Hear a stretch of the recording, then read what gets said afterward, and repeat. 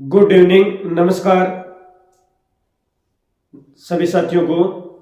दोस्तों, मैं आप सभी का अपने इस YouTube channel career classes official पर हार्दिक स्वागत करता हूं। आप सभी का हार्दिक अभिनंदन करता हूं। दोस्तों, कल हमने जो यूनानी शक्तियां थी, जो विदेशी शक्तियां थी, जिन्होंने मगध पर आक्रमण किया था, जिन शासकों के समय आक्रमण किया था, उनके बारे में हम अध्ययन कर रहे थे। तो कल हमने जो अध्ययन किया था वो पल्लव वंश के बारे में अध्ययन किया था, और जो उज्जैन के जो शक थे उनके बारे में, और हिंदू यूनानियों के बारे में, और शकों के बारे में हमने अध्ययन कर लिया था। तो आज जो हम करने वाले हैं वो करने वाले हैं कुषाण शासकों के बारे में। क्योंकि जो कुषाण शासक है, मैंने कल आपको बताया था कि जो एक शासक थे जिनका नाम मिलता है एंटियोक्स सेकंड, यानी एक तो था एंटियोक्स फर्स्ट और एंटियोक्स सेकंड। ये जो थे ये विदेशी शक्तियां थी। और जब एंटियोक्स सेकंड आया था तो जो विदेशी शक्तियां हैं ये चार भागों में बंट गई थी, जिनमें हिंदू यूनानी, शक, पल्लव और कुषाण। तो हमने हिंदू यूनानियों के बारे में अध्ययन कर लिया, शकों के बारे में हमने अध्ययन कर लिया, और जो पल्लव थे पल्लवों के बारे में भी हमने अध्ययन कर लिया। तो आज हम करने वाले हैं कुषाण वंश के बारे में, कुषाण शासकों के बारे में। तो उससे पहले दोस्तों, अगर आप इस चैनल पर नए हो तो करियर क्लासेज ऑफिशियल चैनल को सब्सक्राइब कर लेना और बेल आइकन को प्रेस कर लेना, ताकि नोटिफिकेशन आपको समय समय पर मिलता रहे। दोस्तों, आज के जो यूनिट है उसकी शुरुआत करते हैं आज के मोटिवेशन कोड के साथ। आज का मोटिवेशन कोड है, तू रख यकीन बस अपने इरादों पर, तू रख यकीन बस अपने इरादों पर, तेरी हार तेरी हौसलों से बड़ी नहीं होगी। तू रख यकीन बस अपने इरादों पर, तेरी हार तेरे हौसलों से बड़ी नहीं होगी। तो दोस्तों, ये है आज का मोटिवेशन कोड। तो अब शुरुआत करते हैं आज के टॉपिक की, कुषाण वंश के बारे में। तो दोस्तों, कुषाण वंश के संस्थापक किसे माना जाता है? कुषाण वंश के संस्थापक किसे माना जाता है? तो ध्यान में रखना है, कुषाण वंश का संस्थापक है कुंडलकश कण्वशेष को संस्थापक किसे माना जाता है? संस्थापक तो कुंडल कण्वशेष जो था इन्हें संस्थापक माना जाता है।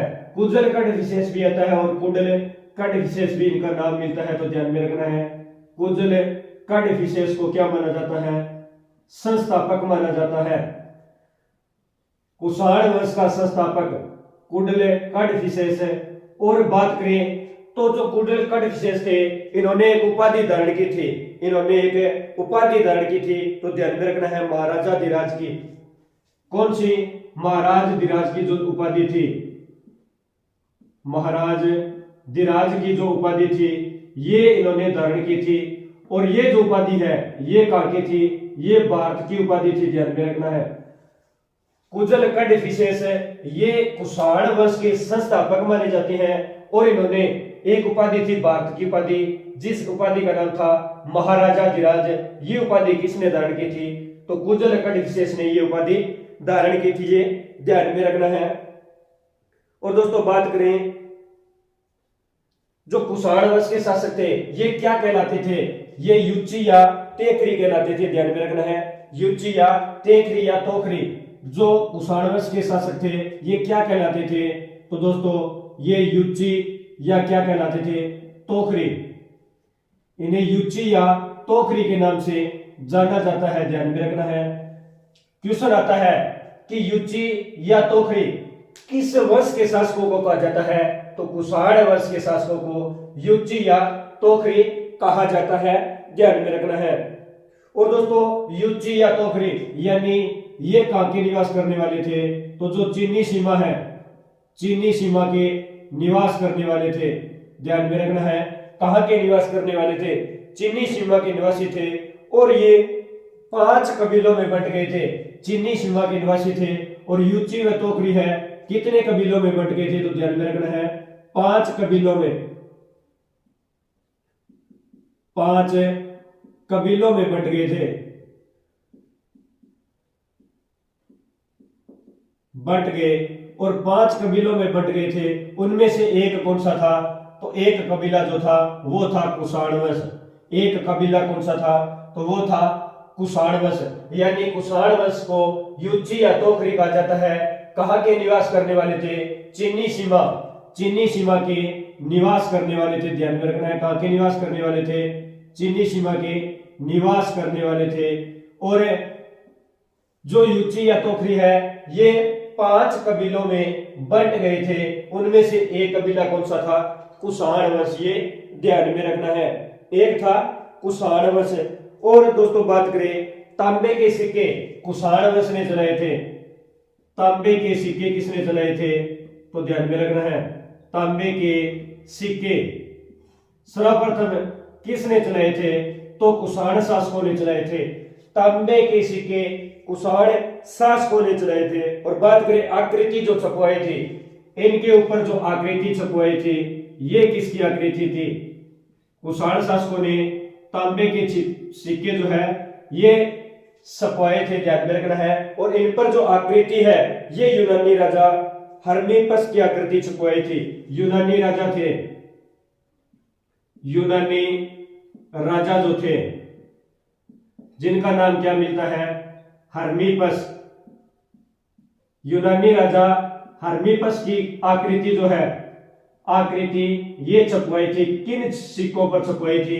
तो तांबे के जो सिक्के थे इन पर आकृति छपवाई थी यूनानी राजा हर्मिपस की आकृति। यूनानी राजा हर्मिपस की आकृति।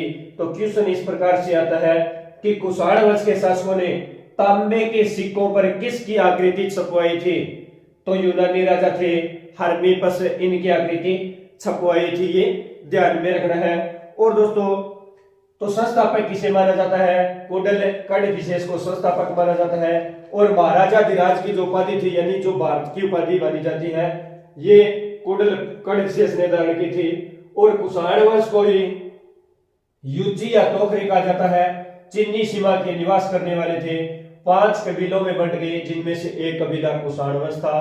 और तांबे के सिक्के इन्होंने ही चलवाए थे। और इन पर जो आकृति है ये यूनानी राजा हर्मिपस की आकृति छपवाई थी। और बात करें तो कुषाण वंश के राजा इन्होंने 2 उपाधियां थी। कुषाण वंश के राजा की कितनी उपाधियां थी? ध्यान में रखना है, 2 उपाधियां थी। 2 उपाधियां मिलती है। और दोस्तों ध्यान में रखना है 2 उपाधियां कौन कौन सी थी? 2 उपाधियां कौन कौन सी थी इनकी? तो एक थी देवपुत्र और दूसरी थी केसर। एक थी उपाधि देवपुत्र, एक उपाधि का नाम क्या है? देवपुत्र और दूसरी का नाम है केसर। एक उपाधि का नाम है देवपुत्र और दूसरी उपाधि का नाम है केसर। और दोस्तों बात करें देवपुत्र और केसर ये 2 उपाधियां किसकी थी? कुषाण वंश की उपाधियां थी। और जो देवपुत्र उपाधि है ये चीनी साम्राज्य की शैली की थी। देवपुत्र उपाधि ये किस शैली की थी? तो चीनी साम्राज्य शैली की थी। ध्यान में रखना है, चीनी साम्राज्य शैली की थी। ये ध्यान में रखना है आपको। क्वेश्चन आता है कि चीनी साम्राज्य की शैली कौन सी थी? देवपुत्र। चीनी साम्राज्य की शैली के अंतर्गत उपाधि कौन सी थी? तो देवपुत्र उपाधि थी। और जो केसर उपाधि थी ये रोमन साम्राज्य से ली गई थी। ध्यान में रखना है, किससे ली गई थी? रोमन साम्राज्य से। और ये चीनी साम्राज्य से ली गई थी। ध्यान में रखना है, चीनी साम्राज्य से। और ये जो है केसर ये रोमन साम्राज्य से। ध्यान में रखना है, रोमन साम्राज्य से ली गई थी।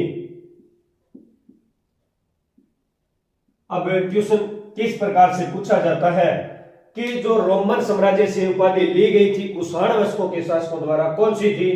तो केसर की उपाधि। और चीनी साम्राज्य से ली गई थी वो कौन सी थी? तो देवपुत्र उपाधि।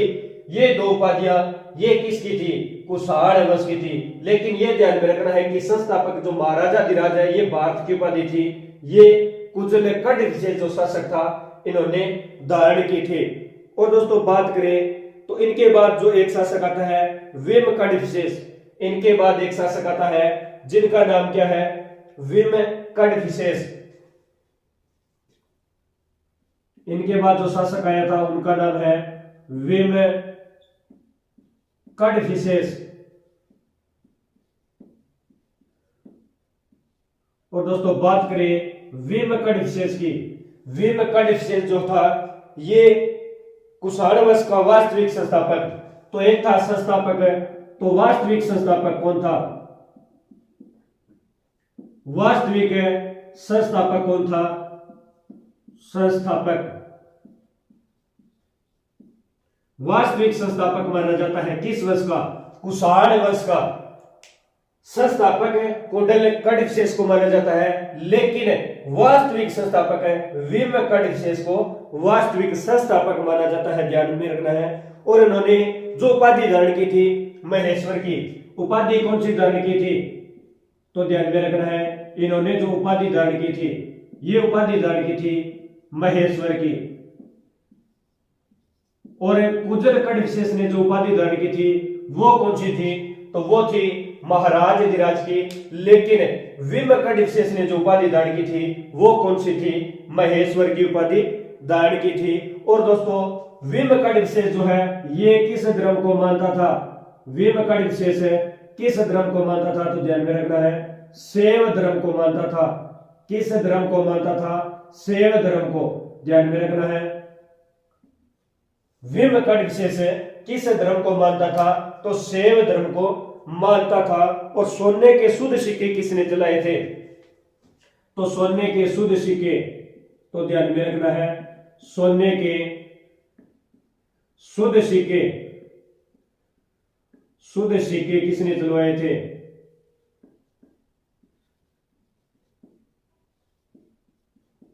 तो दोस्तों सोने के जो शुद्ध सिक्के हैं ये किसने चलवाए थे? तो ये चलवाए थे विम कड़फिसेस ने, ध्यान में रखना है। सोने के शुद्ध सिक्के विम कड़फिसेस ने चलाए थे। विम कड़फिसेस शैव धर्म को मानता था, कुषाण वंश का वास्तविक संस्थापक था। और इन्हें उपाधि कौन सी थी? महेश्वर की इन्हें उपाधि धारण की थी। तो ये दो शासक थे, ये कुषाण वंश के, ध्यान में रखना है। और इसके बाद जो नेक्स्ट शासक आया था वो कौन सा था? तो नेक्स्ट इनका शासक था कनिष्क।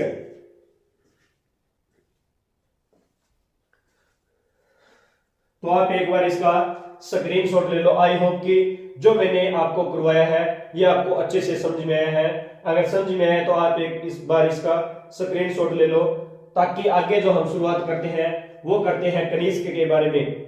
आगे जो हम जानकारी अध्ययन कर रहे हैं वो करेंगे कनिष्क के बारे में। तो आप एक बार इसका स्क्रीनशॉट ले लो।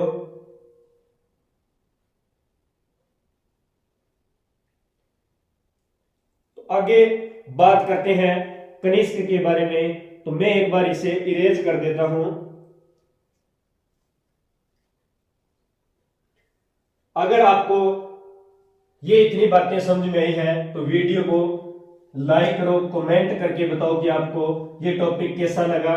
और वीडियो को ज्यादा से ज्यादा जो है अपने दोस्तों के अंदर शेयर भी करना है।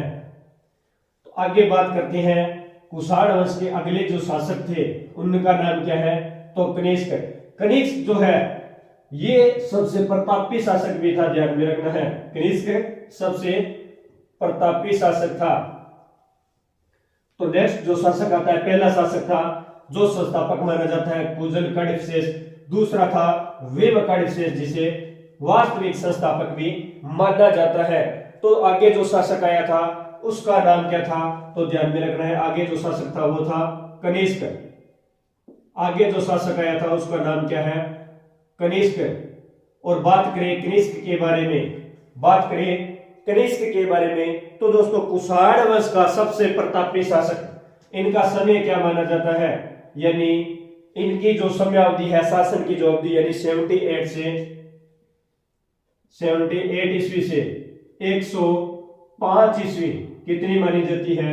78 से 105 ईस्वी मानी जाती है। सबसे प्रतापी शासक कुषाण वंश का सबसे, ध्यान में रखना है, सबसे प्रतापी शासक कौन था? सबसे प्रतापी शासक,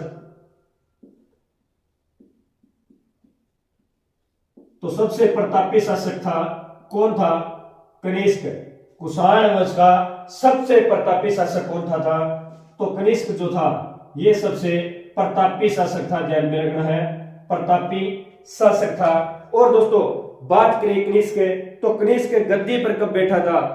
गद्दी पर कब बैठा था? तो ये गद्दी पर बैठा था 78 ईस्वी में, 78 ईस्वी में गद्दी पर बैठा या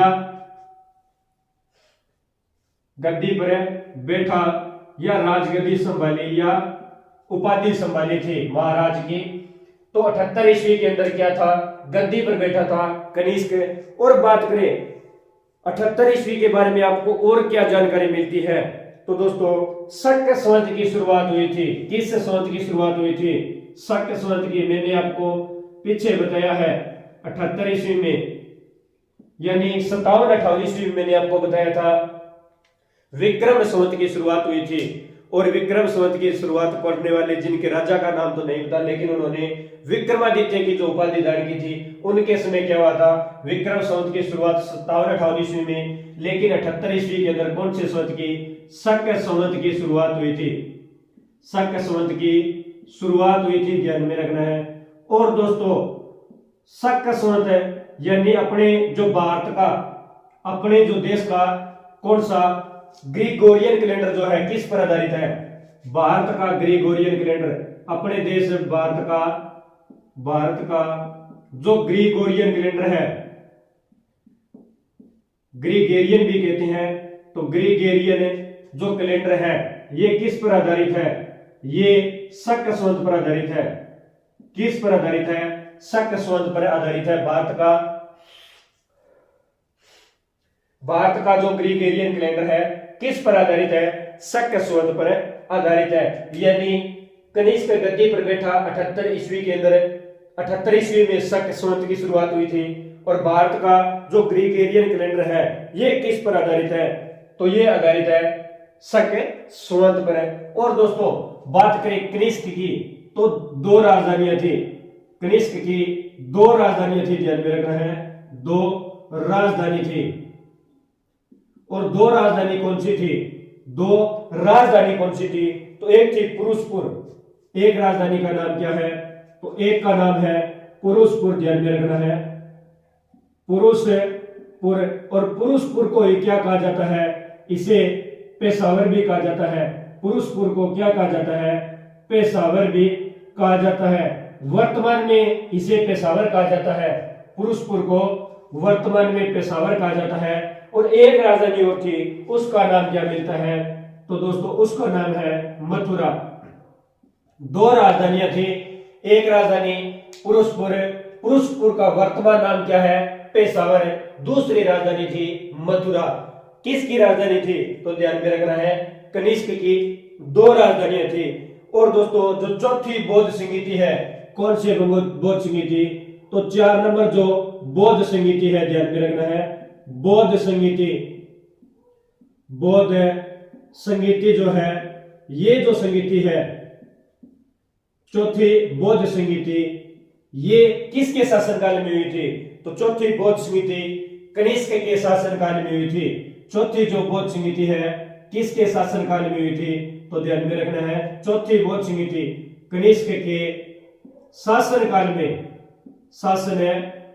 हुई थी। चौथी बौद्ध संगीति कनिष्क के शासन काल में हुई थी। लेकिन चौथी बौद्ध संगीति के अध्यक्ष कौन थे, इस बौद्ध संगीति के अध्यक्ष कौन थे, अध्यक्ष कौन थे, तो दोस्तों चौथी बौद्ध संगीति के अध्यक्ष थे वसुमित्र। कौन थे, वसुमित्र। कौन थे अध्यक्ष, वसुमित्र जो है ये चौथी बौद्ध संगीति के क्या थे, अध्यक्ष थे। ध्यान में रखना है वसुमित्र क्या थे, अध्यक्ष थे। और एक उपाध्यक्ष भी थे, उपाध्यक्ष। तो उपाध्यक्ष का क्या नाम मिलता है, चौथी बौद्ध समिति के अध्यक्ष वसुमित्र। और जो उपाध्यक्ष थे, उपाध्यक्ष का क्या नाम था, तो उपाध्यक्ष का नाम था अशव घोष। उपाध्यक्ष का नाम था अशव घोष, ध्यान में रखना है अशव घोष। अध्यक्ष थे वसुमित्र और उपाध्यक्ष कौन थे, अशव घोष जो थे ये उपाध्यक्ष थे। चौथी बौद्ध समिति कनिष्क के शासनकाल में भी अध्यक्ष रहे वसुमित्र और उपाध्यक्ष कौन रहे थे, तो उपाध्यक्ष रहे थे अशव घोष। और बात करें बौद्ध धर्म को 2 भागों में बांटा गया था। बौद्ध धर्म जो था कितने भागों में बांटा गया था, यहां पे लिख देता हूं बौद्ध धर्म। बौद्ध धर्म है, बौद्ध धर्म जो है कितने भागों के अंदर है, तो दो भागों में, दो भागों में बांटा गया था। दो भागों में बंट गया था, कौन सा, तो दोस्तों दो भाग कौन कौन से थे, एक था हीनियन, एक बार दोस्तों मार्कर में शेड डाल देता हूं मैं एक बार, तो दो भागों के अंदर बंट गया था। तो दोस्तों दो भाग कौन कौन से थे, हीनयान और महायान। दो भाग कौन कौन से थे, एक था हीनयान और दूसरा कौन सा था, तो दूसरा था महायान।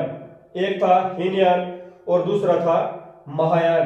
यानी जो कनिष्क था, कनिष्क गद्दी पर कब बैठा था, तो 78 ईस्वी में, और शक संवत की शुरुआत हुई थी 78 जो ईस्वी है इसमें। और भारत का जो ग्रिगोरियन कैलेंडर है, भारत का कौन सा कैलेंडर है, जो ग्रिगोरियन कैलेंडर है, ये किस पर आधारित था, तो शक संवत पर आधारित था, ये ध्यान में रखना है।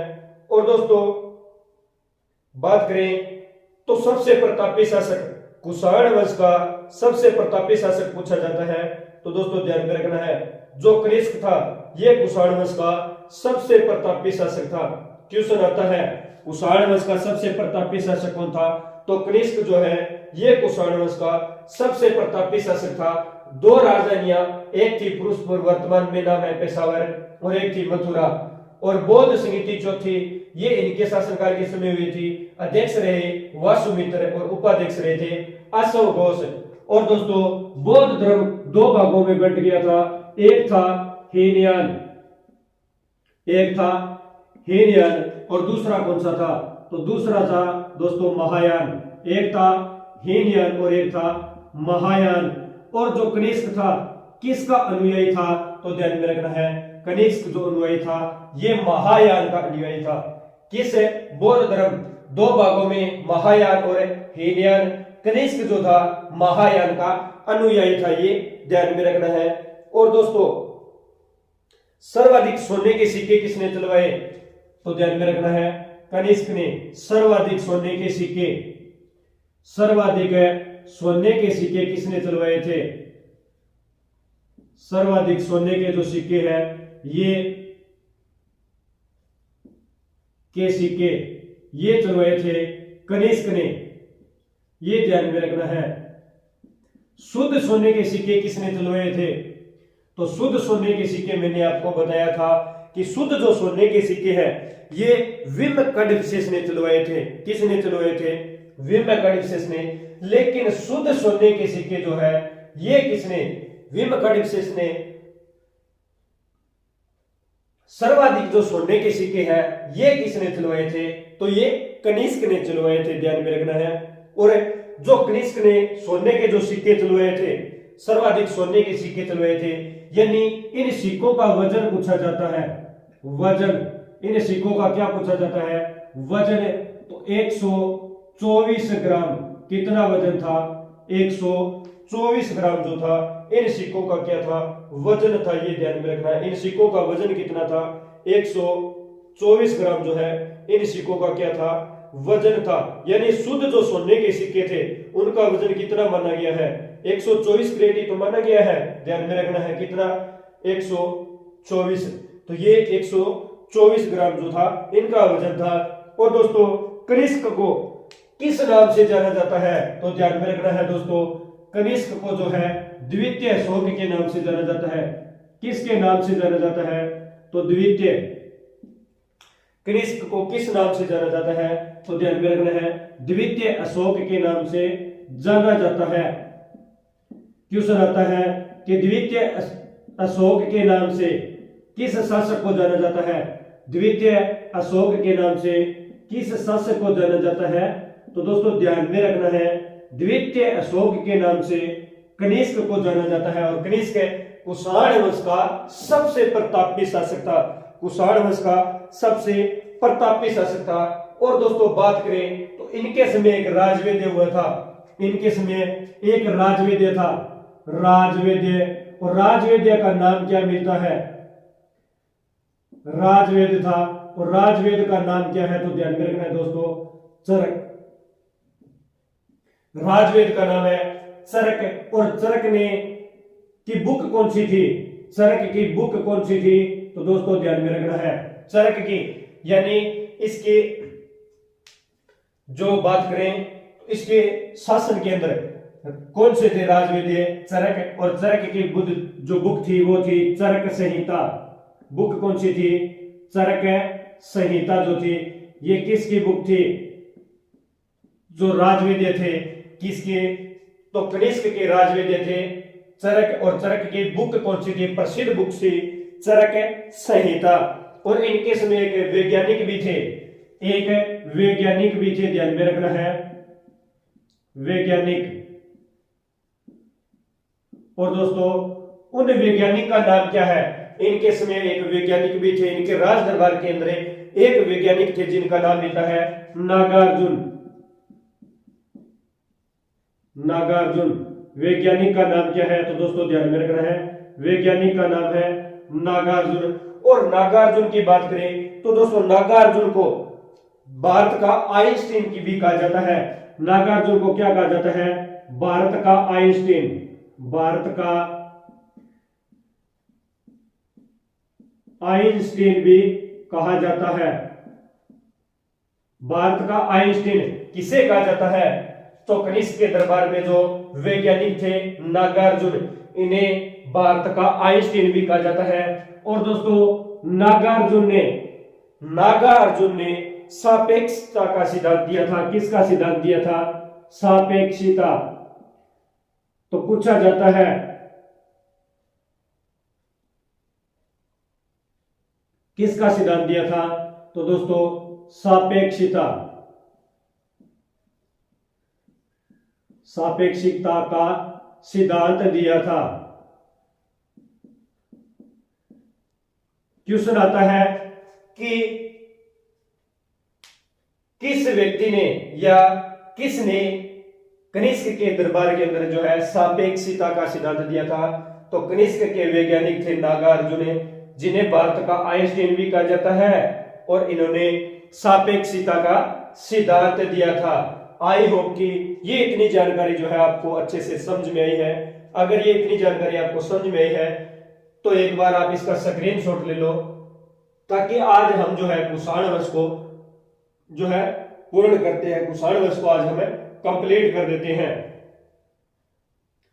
तो एक बार आप स्क्रीनशॉट ले लो। स्क्रीनशॉट ले लिया तो मैं इसको इरेज कर देता हूं।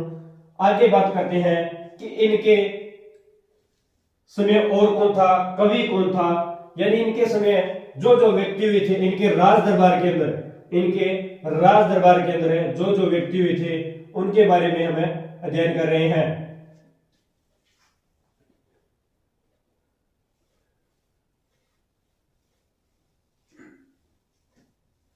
तो कनिष्क की जो है बात चल रही थी, कनिष्क का शासन चल रहा था। और दोस्तों जो कनिष्क है, कनिष्क जो बात करें दोस्तों कुषाण वंश के बारे में, ध्यान में रखना है दोस्तों, जो कुषाण वंश है ये बहुत ही महत्वपूर्ण टॉपिक है, परीक्षा की दृष्टि से बहुत ही महत्वपूर्ण है, क्योंकि कुषाण वंश से जो क्वेश्चन है ये हर बार परीक्षाओं के अंदर पूछे जाते हैं। कुषाण वंश से कोई सी भी जो सेंटर की वैकेंसी है, एग्जाम हो, लगभग हर परीक्षाओं के अंदर कुषाण वंश से क्वेश्चन पूछे जाते हैं। तो ध्यान से वीडियो को देखना है, एक एक चीज को है ध्यान से गहराई से जो है इसका अध्ययन करना है। तो हम कनिष्क के बारे में अध्ययन कर रहे थे, कनिष्क के बारे में हम अध्ययन कर रहे थे। तो दोस्तों आगे बताऊं तो कनिष्क जो था, कनिष्क का राज जो वेद्य हमने अध्ययन कर लिया कि कनिष्क का राज वेद्य था चरक, और चरक ने किस बुक की जो रचना की थी, चरक संहिता की थी। और कनिष्क का वैज्ञानिक कौन था ये मैंने आपको बताया था, नागार्जुन। और नागार्जुन को भारत का आइंस्टीन भी कहा जाता है। और नागार्जुन ने सापेक्षिता का क्या दिया था, सिद्धांत दिया था। आगे इनका राजकवि पूछा जाता है, इनका राजकवि, कनिष्क का राजकवि कौन था, राजकवि कौन था, तो दोस्तों ध्यान में रखना है कनिष्क का राजकवि कौन था? तो राजकवि का नाम था अश्व घोष। राजकवि का नाम क्या है? अश्व घोष। अश्व घोष ये कनिष्क के राजकवि थे। और दोस्तों अश्व घोष की बुक कौन सी है? अश्व घोष की बुक कौन सी है? तो दोस्तों ध्यान में रखना है, अश्व घोष की प्रसिद्ध बुक कौन सी है? तो बुद्ध चरित। अश्व घोष की बुक कौन सी है? तो ध्यान में रखना है बुद्ध चरित। बुद्ध चरित ये अश्व घोष की बुक है। और बुद्ध चरित जो है इसके अंदर किसकी जानकारी मिलती है? बौद्धों के रामायण की। बौद्धों की रामायण की जो जानकारी है ये किसमें मिलती है जानकारी? तो अश्व घोष की एक बुक है बुद्ध चरित। और बुद्ध चरित से बौद्धों की रामायण की जो जानकारी है ये बुद्ध चरित से मिलती है। और दोस्तों बात करें इनकी दो प्रसिद्ध बुक और थी। अश्व घोष की दो बुक और थी, दो बुक। और उन दोनों बुकों का नाम क्या है? दो बुक और जिनकी जानकारी हमें मिलती है। और वो दो बुक कौन सी है? तो वो दो बुक है दोस्तों, एक का नाम है, एक जो बुक थी उसका नाम है सौंदरानंद। एक बुक का नाम क्या है? तो ध्यान में रखना है सौंदरानंद। एक बुक का नाम है सौंदरानंद। और दूसरी जो बुक है, दूसरी जो बुक है इनकी उसका नाम क्या है? तो सारीपुत्र प्रकरण। क्या नाम है? सारीपुत्र। एक बुक का नाम है सौंदरानंद और दूसरी जो है सारीपुत्र प्रकरण। ध्यान में रखना है क्या नाम है? सारीपुत्र प्रकरण। ये जो थी ये इसकी दो बुकें थी। यानी पहली जो बुक थी यानी बुद्ध चरित, इसके अंदर बौद्धों के रामायण की जानकारी मिलती है। और दो अन्य जो बुक थी इनकी, एक थी सौंदरानंद और दूसरी थी सारीपुत्र प्रकरण। ये ध्यान में रखना है। और इनके जो अध्यक्ष थे वासुमित्र, मैंने पहले आपको बताया था कि इनका जो अध्यक्ष था जिनका नाम क्या मिलता है, अध्यक्ष जो था वो था वासुमित्र। कौन था? तो ध्यान में रखना है वासुमित्र। और दोस्तों वासुमित्र है इनकी एक बुक है, वासुमित्र की एक बुक की जानकारी हमें मिलती है। ध्यान में रखना है उनकी प्रसिद्ध बुक कौन सी थी? तो महाभाष्य सूत्र। इनकी प्रसिद्ध पुस्तक थी महाभाष्य सूत्र।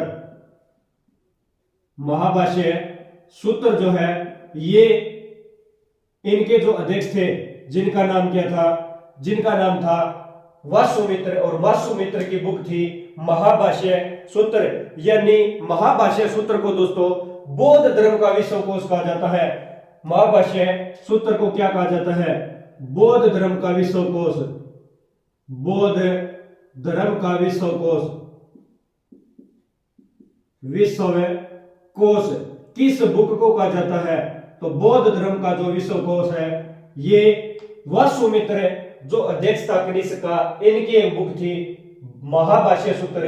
इसे बौद्ध धर्म का विश्वकोश कहा जाता है। तो ये ध्यान में रखना है। और दोस्तों आगे जो जानकारी मिलती है यानी जो रेशम मार्ग थे, जो रेशम मार्ग थे इन पर नियंत्रण रखने वाले शासक, रेशम मार्ग पर नियंत्रण रखने वाले शासक, रेशम मार्ग पर नियंत्रण रखने वाले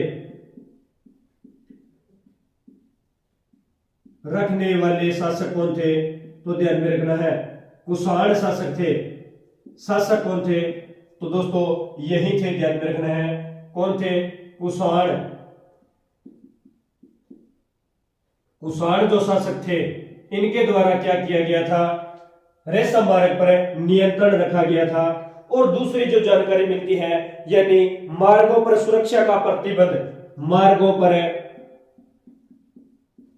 मार्गों पर सुरक्षा का प्रतिबंध ये किनके द्वारा किया गया था? सुरक्षा पर प्रतिबंध। तो ध्यान में रखना है ये भी कुषाण शासकों के द्वारा। किनके द्वारा? तो दोस्तों कुषाण शासकों के द्वारा। यहां पे शासन लिख दिया मैंने, तो ध्यान में रखना है ये शासक है, कुषाण शासकों लिख लेना। तो ये किसके द्वारा? तो ये भी कुषाण शासकों के द्वारा। और तीसरी जो जानकारी मिलती है वो कौन सी थी, यानी जो गंधार शैली और जो मथुरा शैली था, गंधार शैली और दूसरी शैली थी मथुरा शैली। एक थी गंधार शैली और एक थी मथुरा शैली। और इन दोनों का जो सूत्रपात हुआ था, यानी इनका जो विकास हुआ था, सूत्रपात या जो विकास था, ये किसके समय हुआ था, तो ध्यान में रखना है इनका जो विकास है गंधार शैली और दूसरी है मथुरा शैली, इनका जो विकास है ये कनिष्क ने किया था। किसने किया था, तो इनका विकास जो है ये कनिष्क ने किया था। ध्यान में रखना है किसने किया था, कनिष्क ने किया था। तो दोस्तों यानी रेशम मार्गों पर नियंत्रण रखने वाले शासक कुषाण शासक थे, मार्गों पर सुरक्षा का प्रतिबंध कुषाण शासकों के द्वारा, और गंधार शैली और जो मथुरा शैली था इनका जो विकास है ये किसने किया था, तो ये कनिष्क ने किया था। ये ध्यान में रखना है। तो कनिष्क के बारे में जो है हमें ये इतनी जानकारी मिलती है, कुषाण वंश के बारे में इतनी ही जानकारी जो है मिलती है, और इनमें से जो है क्वेश्चन परीक्षाओं के अंदर पूछे जाते हैं। तो ये कुषाण वंश वेरी इंपॉर्टेंट टॉपिक था। और दोस्तों इनके जो दो और शासक थे उनके बारे में मैं आपको बता देता हूं। वैसे परीक्षाओं के अंदर पूछे तो नहीं जाते, लेकिन मैं आपको बता देता हूं। एक जो शासक हुआ था उसका नाम था हुविसक। शासक का नाम क्या था, हुविसक। और हुविसक जो था इसने क्या किया था, इसने चंद्रमुखी विष्णु आकृति के सिक्के चलाए थे। क्या चलाए थे, तो दोस्तों चंद्रमुखी विष्णु आकृति के, चंद्रमुखी विष्णु आकृति के क्या चलवाए थे, आकृति के सिक्के चलवाए थे। आकृति के सिक्के चलवाए थे। ध्यान में रखना है सिक्के चलवाए, चंद्रमुखी विष्णु आकृति के सिक्के किस शासक ने चलवाए थे, तो ये था हुविसक शासक। और दोस्तों आगे जो था शासक था अंतिम शासक कौन था, तो दोस्तों अंतिम जो शासक था कुषाण वंश का अंतिम शासक था उसका नाम है वासुदेव। अंतिम जो शासक था उसका नाम क्या मिलता है, उसका नाम मिलता है वासुदेव। तो ध्यान में रखना है।